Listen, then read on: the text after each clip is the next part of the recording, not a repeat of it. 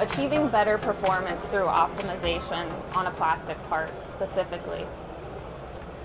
When we look at the traditional product development cycle, it goes through concept, engineering, tooling, and then production.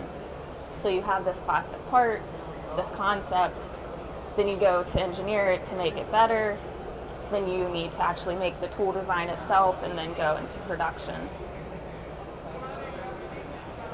The traditional workflow is you start with your part design, right? So you have this part, you want to make sure it's manufacturable, you import it. Then you go into the tool design phase. This is traditionally done just based on past experience.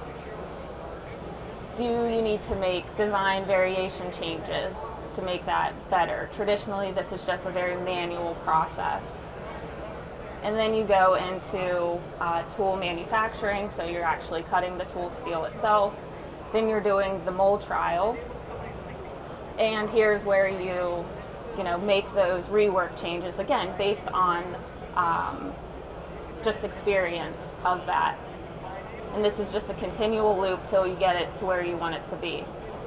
And then you go into production. When you add simulation to the workflow, the idea is to start in the very beginning stages of your part design phase. So the workflow is very similar and can be very linear as we're used to.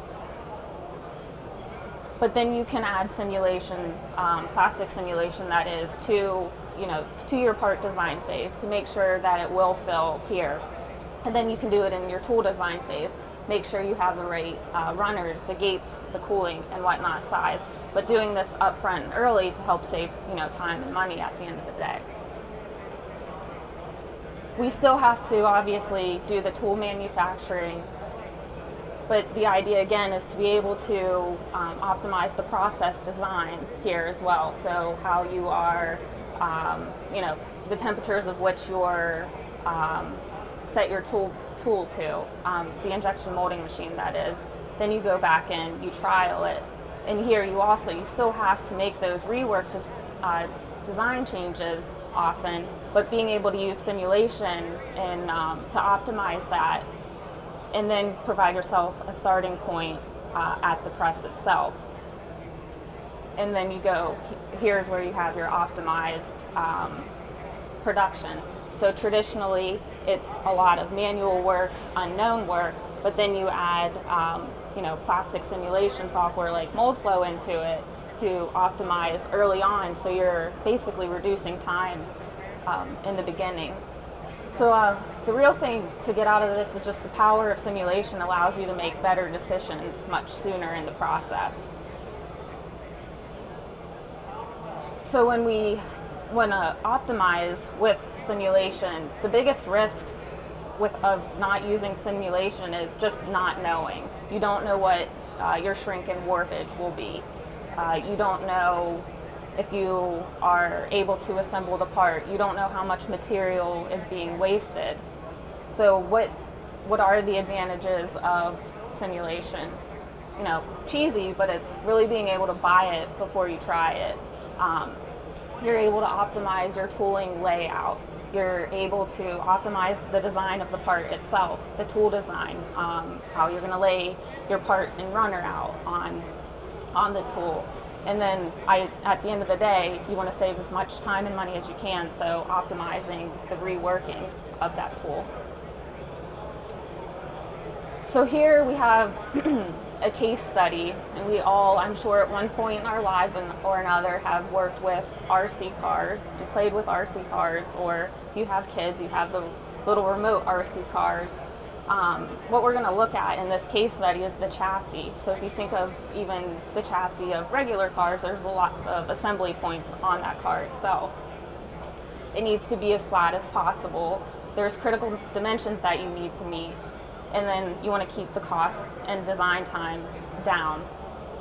And obviously it needs to be assembled easily. When evaluating this part in Moldflow Insight, the critical areas are,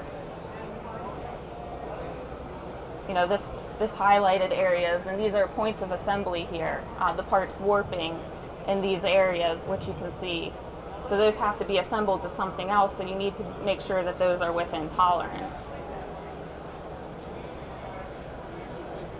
And then additionally is being able to, and you can see here the parts warping, and you can see how and where it's warping out of shape on those assembly holes. So here we're looking at a single part, but the power of simulation allows you to run optimization tools within the analysis to look at multiple different iterations at a single time and really choose the best one for your need. You're able to go in here and specify the and choose, you know, the analysis that you've run that's within the tolerances of the part that, you know, that you need for your part, the critical dimensions and whatnot.